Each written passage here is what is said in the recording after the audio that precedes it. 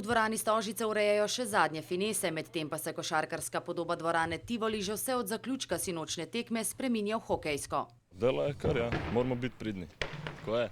Jaz računam, da bo dvorana do jutri najkasneje že v uporabi, mala dvorana za treninge, mogoče že danes zvečer, medtem ko pospešeno že pripravljamo tudi bando za led, tako da jaz računam, da naslednji teden bi mogli biti že tudi z ledom. Ledno površino nestrpno pričakuje tudi okoli 300 jeseniških športnikov, zato so delavci tudi v Podmežakli takoj zavihali rokave. Takoj po tekmi in do zdaj smo to naredili, kar smo.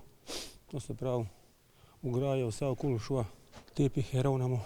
Potem bo treba odstraniti parket in dvorano v celoti izprazniti. Da bomo lahko postavili ogrado okoli ledene ploskve, pripravili površino za izdelavo ledu. Številni jeseničani ob dejstvu, da je Eurobasketa v njihovem mestu nepreklicno konec, niso ravnodušni. Fajn bi bilo, da bi se še nadaljeval, da bi bil tako vzdušje, tako da mi je bilo res zelo prijetno. V nasprotju, ko so Jesenice bolj tako mrtve. Podmežakla naj bi bila nared do konca meseca, v koprsko in celjsko dvorano pa se znova vrača rokomet, a košarka se od Kopra in Celja ne bo povsem poslovila, saj ostajata navijaški coni. Namen je predvsem ta, da ljudem omogočimo še naprej spremljanje tekem košarkarskih na velikem led zaslonu. Vsak dan začnemo torej že ta četrtek.